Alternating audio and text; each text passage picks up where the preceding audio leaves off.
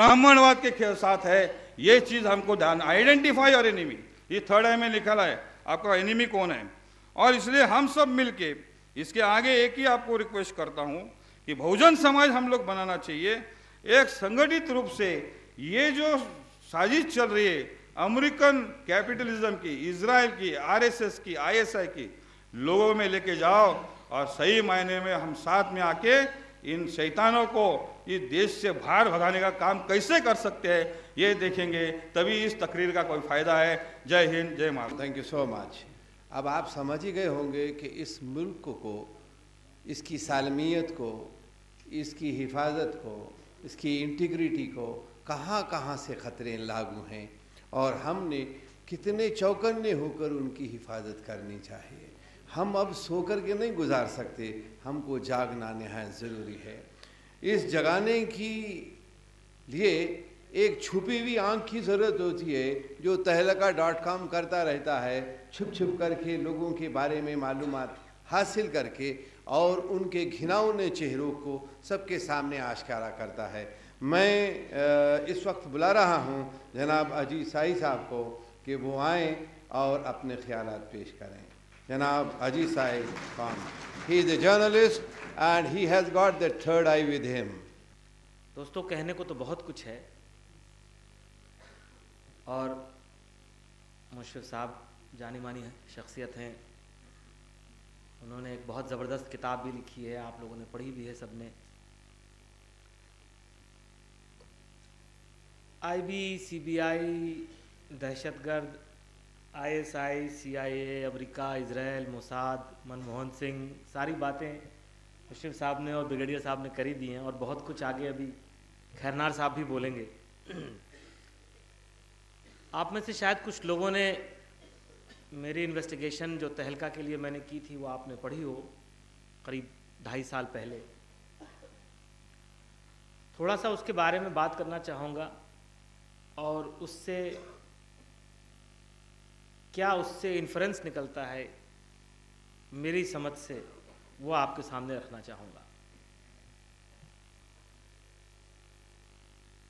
मैं पत्रकार हूँ, सहाफ़ी हूँ, दिल्ली में रहता हूँ और पिछले 25 साल से यही काम कर रहा हूँ।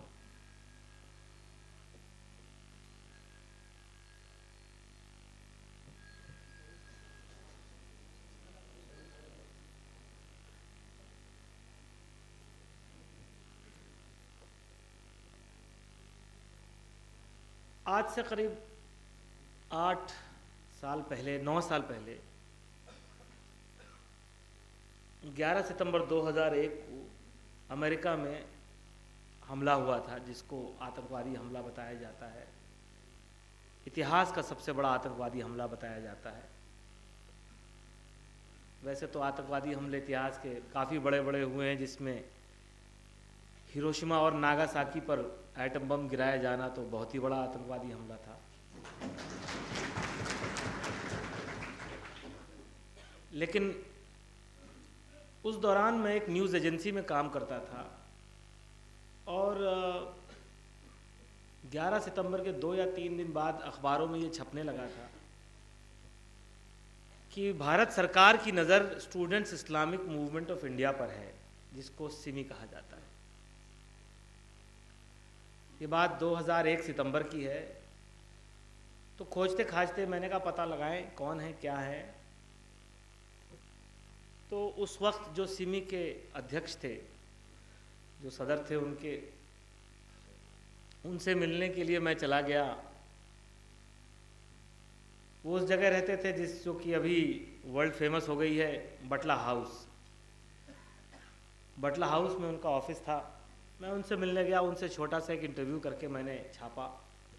क्योंकि वो न्यूज़ एजेंसी में काम करता था मैं, तो उस न्यूज़ एजेंसी के हवाले से वो ख़बर मुख्तलिफ अखबारों में छपी।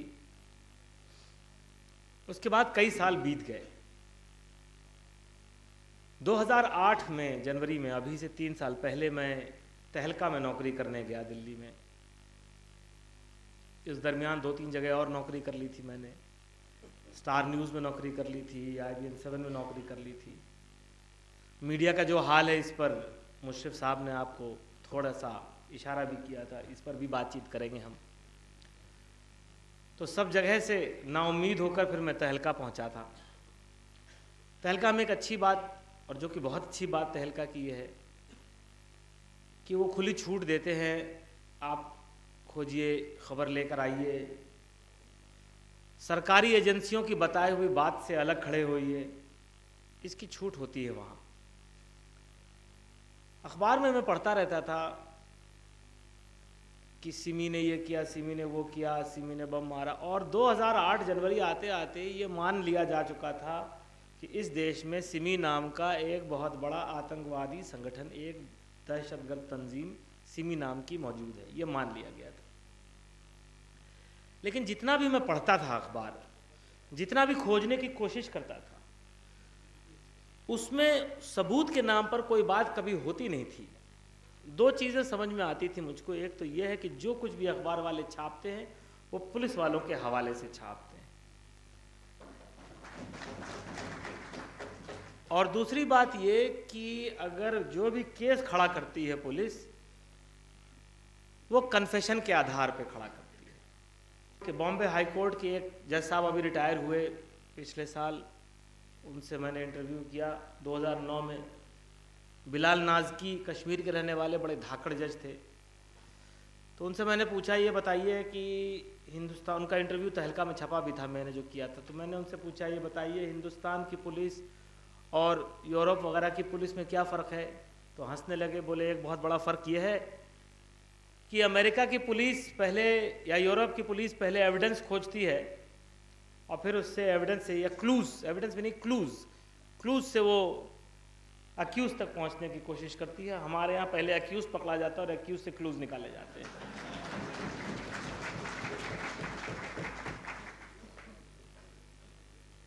ये बात बड़ी चौंका देने वाली है। और दरअसल हिंदुस्तान में दहशतगर्द की कहानी से, या पिछले 10 साल की दहशतगर्दी की कहानी से मीडिया का हाल भी जुड़ा है।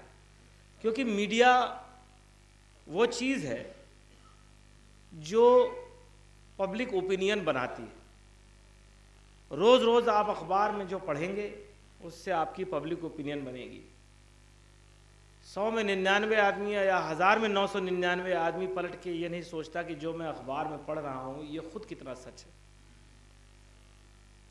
और इसलिए यह मान लिया गया था कि सिमी एक दहशतगर्द तंजीम है। मैंने सोचा मैं इसके बारे में थोड़ा पता करने की कोशिश करता हूँ, थोड़ा मालूम तो किया जाए कितने केसेस चल रहे हैं, कहाँ चल रहे हैं, कौन कौन कन्विक्ट हुआ है, कौन जेल में है, कौन बेल पे है।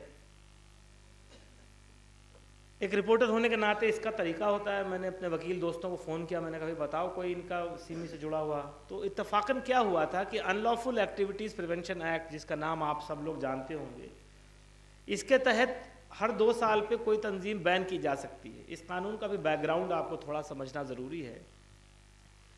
यह कानून 1967 में बनाया गया था और इस हिंदुस्तान की जो पहली डिक्टेटर थी इंदिरा गांधी, उन्होंने बनाया था ये। तो इस कानून में बेसिकली वो ये चाह रही थी कि उनके जो विरोधी थे उनसे निपटा जाए। उस समय वाई.बी. चौहान होम मिनिस्टर थे। ऑपोजिशन ने पार्लियामेंट में कहा कि ये तो बात ही नहीं समझ में आई, अगर आप किसी तंजीम को बैन कर देंगे तो ये हमेशा ही बैन रहेगी ये, तो आप कल को किसी को भी आप आतंकवादी बता के बैन कर सकते हैं।